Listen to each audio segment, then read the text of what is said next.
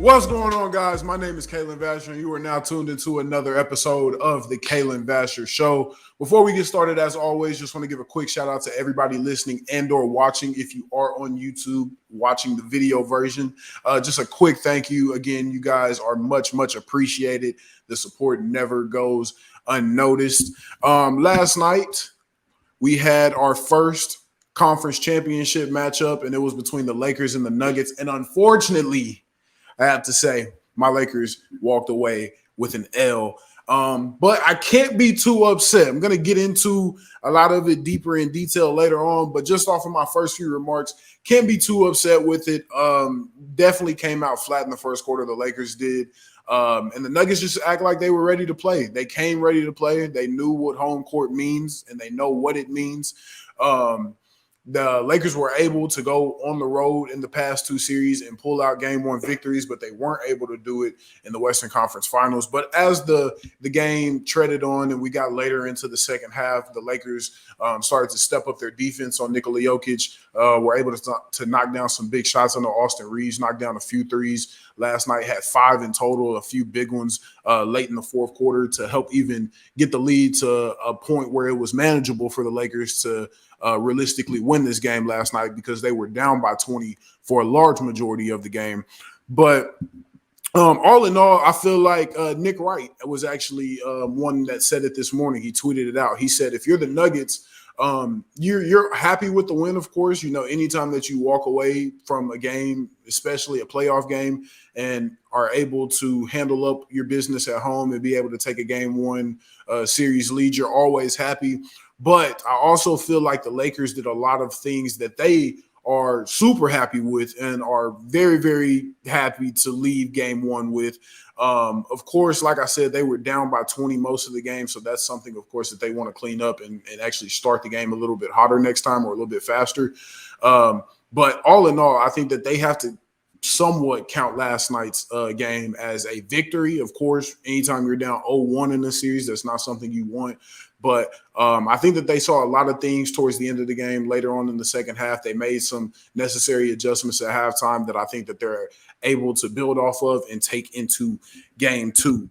So getting into a few notes, this is going to be a really, really quick show, which is something that I also wanted to start with.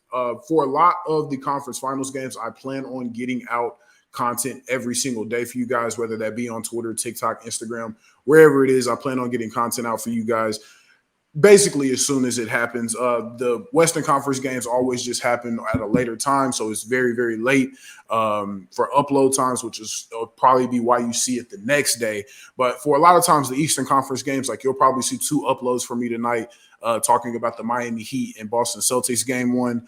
But getting into the Lakers and Nuggets game, again, the Nuggets came out of the night last night with a 132-126 victory to take a 1-0 series lead. I wanted to start with the Lakers because not only is that the team that I believe is going to win, I feel like they're the team that walked out of last night, like I was just saying, with a little bit more of pep in their step than, say, the Nuggets will, even though they are down 0-1. So for LA, one thing that I saw that I feel like they're going to keep adding on to, but Denver, of course, is going to have an adjustment for it. They're going to have to keep putting Jamal Murray in pick and roll situations. He picked up multiple fouls, especially in the second half. And a lot of what I'm going to say, I don't want to just, act like the first half didn't happen at all. But a lot of good basketball that we saw from the Lakers, or at least on the Lakers side of things, came in the second half of the game. So, again, getting back to it, Jamal Murray picked up multiple fouls whenever he was switched on to LeBron late in the game, which also brings me to the point of why did LeBron James shoot that three-pointer with about 45 seconds left to go in the game? Absolutely made no sense. That's my GOAT and all, but Bron, you got to be a little bit better, man. You got to look at clock management. You got to see who's on you. Murray had 5 fouls at that point. There was no reason to necessarily take a rush shot. And I feel like sometimes LeBron does that. We've seen it a lot later on in his career rather than earlier in his career, where we'll see and I was talking about it with Jimmy Butler yesterday. There's players that sense the moment. And the moment can necessarily be a good thing, and it can also be a very bad thing. And LeBron is one of those players that always senses the moment. saw somebody on Twitter say it. He was looking for a Bleacher Report moment, and I couldn't agree more. At the time, the Lakers were down 3. So if LeBron would have hit the 3, it would have tied the game up, and we would have possibly went into overtime. Again, there was still 45 seconds left. So the Lakers or the Nuggets could have got some possessions in down the floor after the 3 anyways. But I feel like LeBron was looking for that moment that everyone's going to be talking about, the moment that everybody on Twitter is going to be going crazy for. Instagram and ESPN and SportsCenter are going to be reposting. And again, like anything in the NBA or in basketball in general, it's a make or miss league.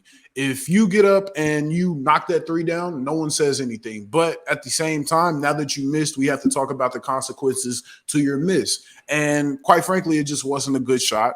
LeBron hasn't been shooting the 3 ball all that well. He was having a lot of success driving to the rim. Again, there was 45 seconds or around that time left in the game. You had Murray, who's on you with 5 fouls. So just from an outside eye looking in, I would have rather seen LeBron do something like drive the ball to the hole. Again, you have Murray on you, so it's not like he's going to foul you 45 seconds. He wants to stay in the game. So either you have a really good look at the basket, or if the defense collapses, you kick out to the corner to Austin Reeves or Rui Hachimura, whoever was in the game at that time, especially if Austin Reeves was an option, because he was one of the main catalysts for even leading that second half comeback. So, those are just a few of my takeaways from that situation. Getting back onto some keys for LA that they need to pay attention to going into game 2, that I feel like even in the post-game conferences, they stepped up and made adjustments for, or said that they were going to make adjustments. And one of those main things was defensive rebounding. Defensive rebounding has to be better, particularly earlier on in the games. I know that they said that the Nuggets had out-rebounded the Lakers 31-13 in the first half. So in the first 24 minutes, they were out-rebounded. Another thing, you have to find a way that you want Joker to be effective for the Nuggets. I said it. Draymond said it. A lot of people have been saying it and have been agreeing with what Draymond Green had to say. You cannot let Jokic get off passing and scoring. It has to be one or the other. Rebounds happen, again, make or miss league, so we can't necessarily control the rebounds. We can control the offensive glass, or the defensive glass, but the occasional defensive rebound for Jokic is going to happen. He's one of the best players, one of the best rebounders, and it's going to happen. But for him to have 30 and basically 15, it cannot happen. 30 and 15 cannot happen. Again, he had 21 rebounds. Just a lot that they have to step up on going into game 2 on the defensive glass. Another thing that I feel like the Lakers have to feel really, really good about is just the fact that Bruce Brown isn't going to go for 16 again. Kentavious Caldwell-Pope, again, I said he's one of my favorite players in the league, and I stand firm on it. And he showed why that is last night. Had 21 points, played some really solid defense on their wing perimeter players.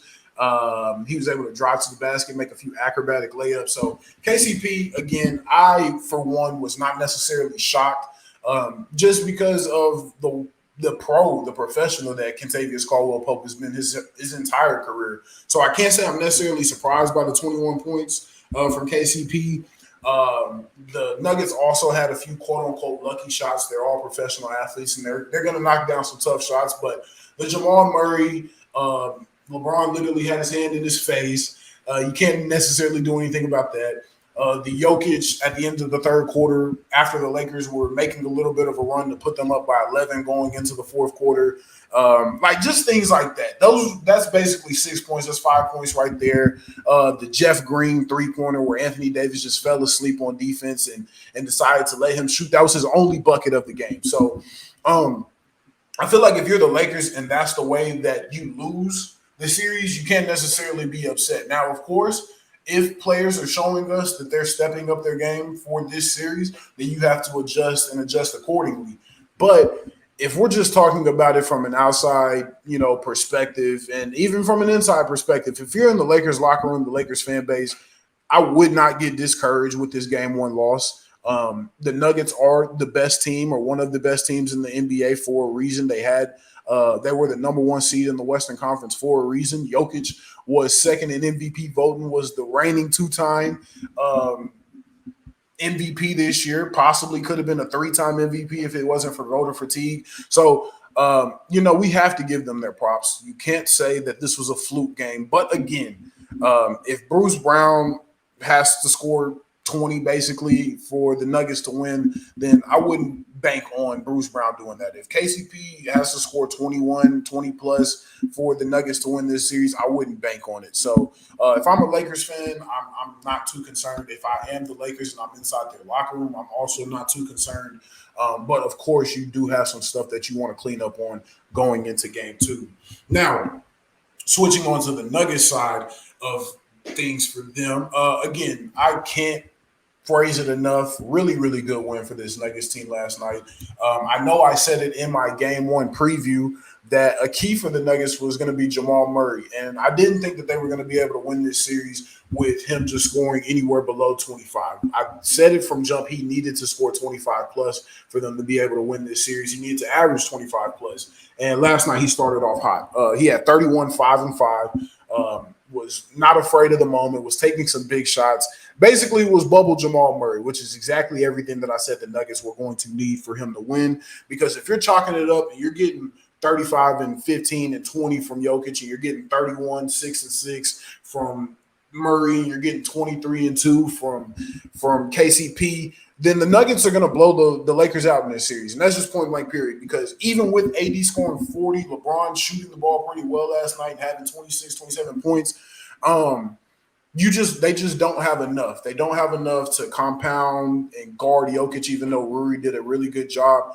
But again, Jamal Murray for me was always going to be the difference maker in this series for the Nuggets. How he played really was going to be how the series went, because we know what we're going to get from Jokic. You kind of already know, because you get one of these anomaly games from your quote unquote others. But Jamal Murray was one guy that I felt like had a lot of determination last night. He came out playing like he wanted to take a series lead. The only thing with the Nuggets is you don't want to get too high after the one win. And I don't think they will, because there was a lot of things that they didn't do well in the second half, as I keep prefacing. But you got to stay locked in. You got to take it one game at a time. You got to treat each game like its own game. Not even necessarily think of it as a series. You just have to go into each game to win that one singular game. Don't think about going up 2-0. Think about going 1-up on Thursday, or 1-0 on Thursday night. So if they do that, they'll be fine.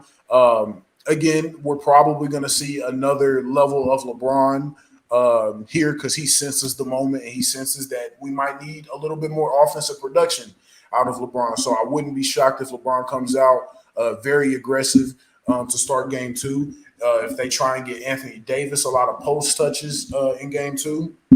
But another thing that I feel like the Nuggets did really, really well was they contained D'Angelo Russell, who was one of the others that I felt like was very important for the Los Angeles Lakers. I said D'Lo needed to score 15 plus.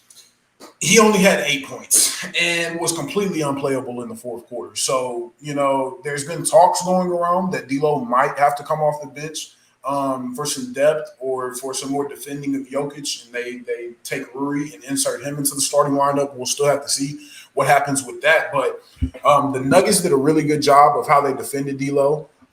They knew what spots they wanted him to shoot from. D'Lo wasn't able to hit a few transition threes, as he's been able to do a few times during the course of the season since he came over in the trade. But if they contain D'Lo and they keep him somewhere around that 10 to 12 range in points, and his shooting isn't that effective, because that's what he is. He's a shot creator. He's going to get his shots up. He is a capable point guard, and he's able to make the correct pass, but that's not necessarily his game, I don't think. So as long as they keep him in check and they force the others, like Austin Reeves did make a lot of big shots last night, then they should be fine. And then lastly, just the shooting percentages for both teams, but specifically from the Nuggets. They shot 55% from the field as a whole, and they shot 47% from three-point land last night. Again, if I'm the Lakers and I'm looking at this side of the ball, I'm not necessarily too upset, because that's an anomaly. No one's shooting basically 50% from three-point land for an entire playoff series. And so the defense wasn't terrible. They played what defense they could. Jokic just made some tough buckets. Murray made some tough buckets.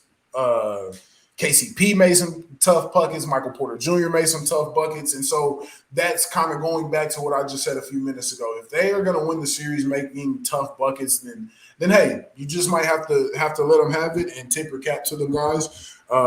But I do expect game 2 to be a little bit more gritty. Nowhere is near as high scoring. I don't think either team will score over 120 in the next game. I think the defenses will step it up a little bit more, not only for the Lakers, but for the Nuggets as well. And yeah, man, I'm excited to see where this goes. I'm excited to see what happens in this series.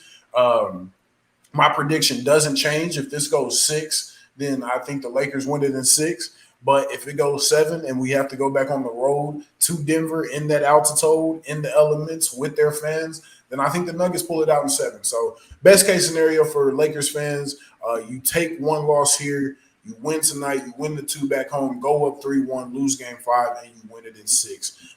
That's best case scenario. But again, we will see. So again, guys, just a really, really quick episode. Gonna get these out basically daily throughout the last month or 2 of NBA basketball, NBA playoffs. So again, if you want to connect with me and you want to talk about anything basketball playoff wise, again, my links are down below in the comments or in the description. They're also on the screen.